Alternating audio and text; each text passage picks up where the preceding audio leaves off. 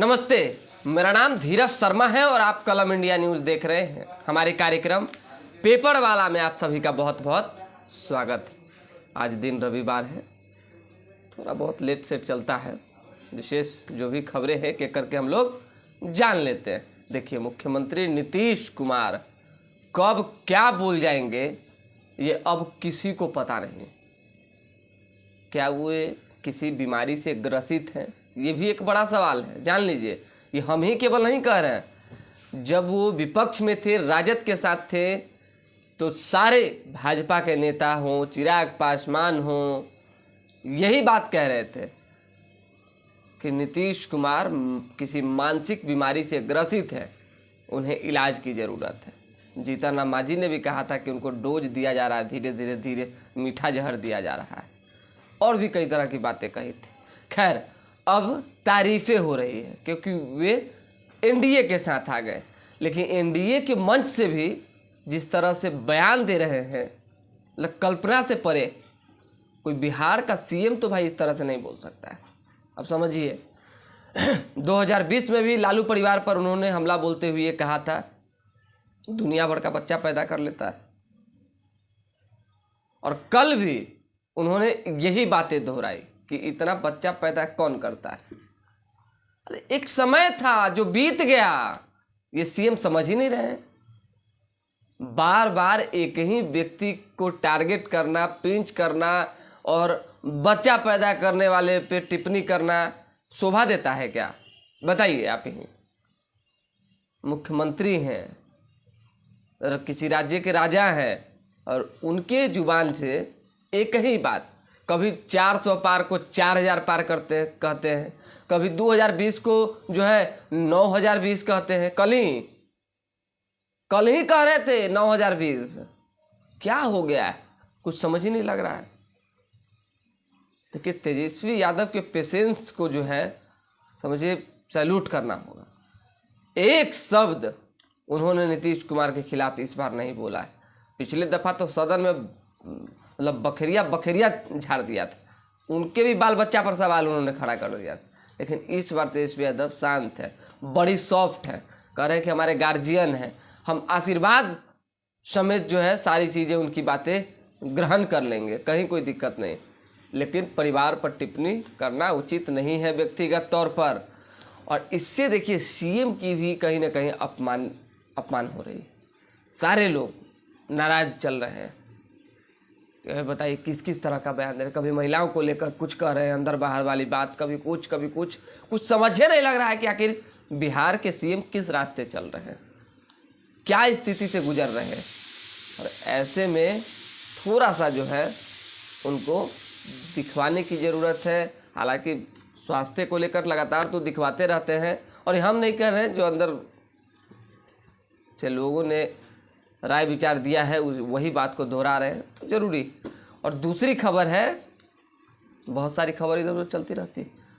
अब पप्पू यादव को लेकर, कल चुनाव प्रचार में पूर्णिया थे तेजस्वी यादव, उन्होंने बीमा भारती को लेकर प्रचार किया।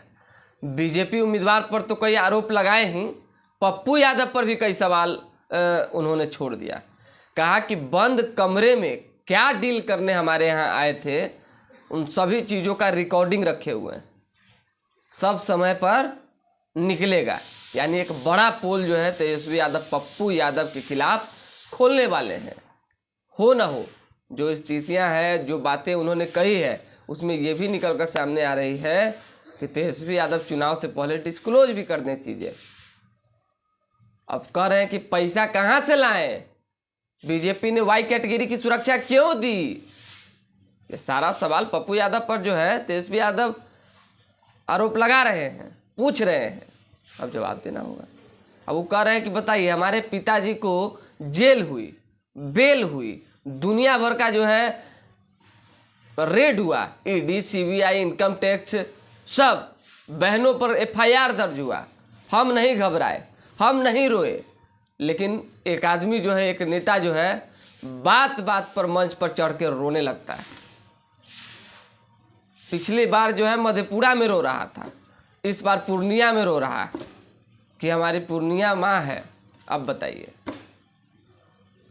ये सब तो राजनीतिक टारगेट है, इधर उधर होते जाते रहता है, कोई बड़का विषय नहीं है। लेकिन अब जहाँ तक पोल की बात रही तो पोल खोल कौन किसका खोलेगा इस समय बताएगा। अब आपके लिए जानना एक चीज़ बेहद ज़रूरी है कि बिहार में किन किन सीटों पर भाजपा का खेल निर्दलीय उम्मीदवार बिगाड़ सकते हैं। यानी जिन्होंने मन बना लिया है, मुरट्ठा बांध लिया है, मैदान में कूद चुके हैं कि लड़बे करेंगे भाई, चाहे नतीजा जो हो। कुछ लोगों का क्या होता है कि पैसा ज़्यादा रहा तो 2-4 करोड़ रुपया बहा देते हैं, यही तो एक मौका है। तो ये भी है, कुछ लोग बिना पैसा वाला भी चुनावी मैदान में है, हम जिक्र कर लेंगे। लेकिन कौन कौन लोग ही तो जानना आपके लिए ज़रूरी ना है जी। नाम भी हम लिखे हुए हैं, पूरा डिटेल, कौन कौन सीट पे दिक्कतें आ सकती है बीजेपी को, और यही लोग बिगाड़ सकते हैं खेल। जैसे में आप जान लीजिए पहले धीरे धीरे करके।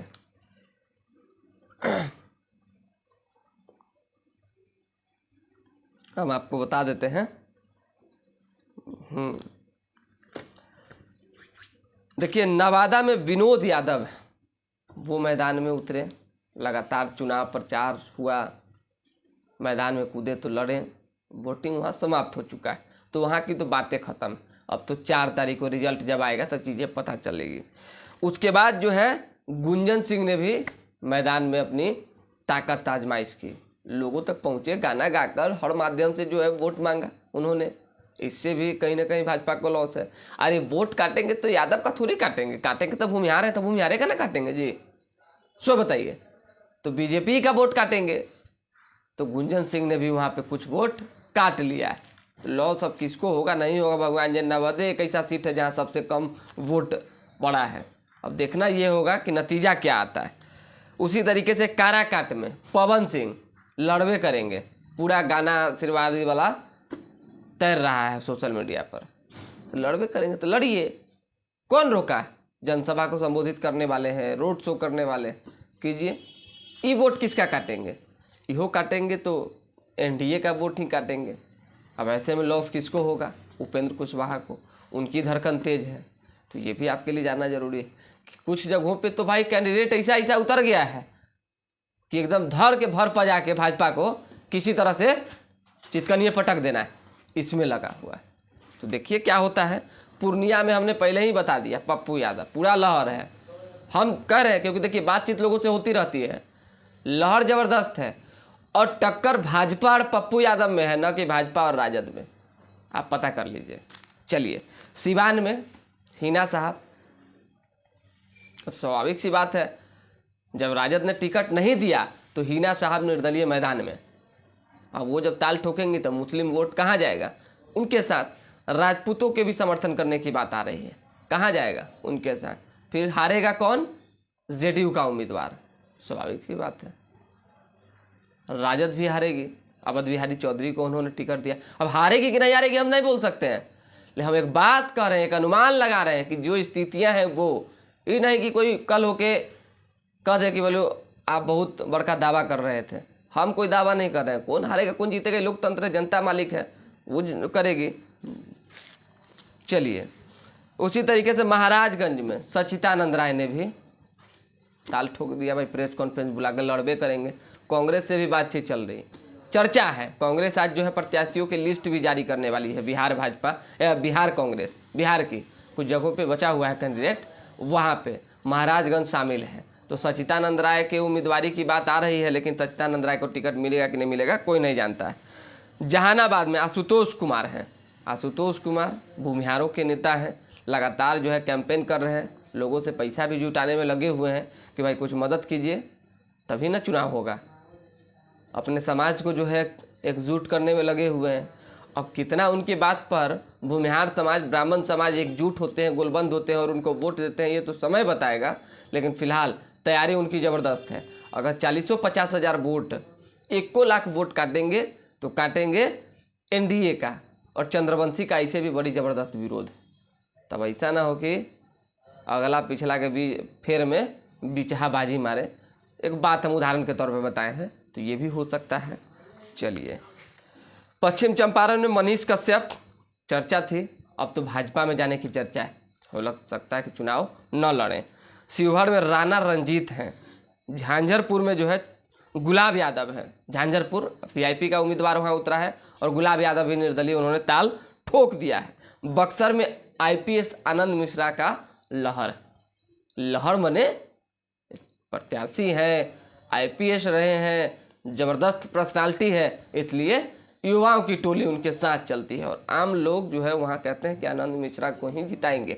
अब स्वाभाविक सी बात है, 5 लोग कहते हैं कि 500 लोग कहते हैं कि 5 लाख लोग कहते हैं, ये तो हम देखने और सुनने नहीं गए हैं, लेकिन वहाँ बीजेपी के प्रत्याशी हैं मिथिलेश तिवारी। मिथिलेश तिवारी और बाबा में 36 का आंकड़ा है। भले ही प्रधानमंत्री नरेंद्र मोदी ने अश्विनी चौबे को मना लिया हो, लेकिन भीतरघात तो उस सीट पर होगा ही। और इतना न उम्मीदवार वहाँ उतर गया है कि आरजेडी उम्मीदवार सुधाकर सिंह के लिए आसान हो गई है राह। हो सकता है ई लड़े अपना अपना वोट काट ले, राजपूत लगातार एक तरफ चढ़ जाए, यानी सुधाकर सिंह को वोट दे दें और ये निकल जाए।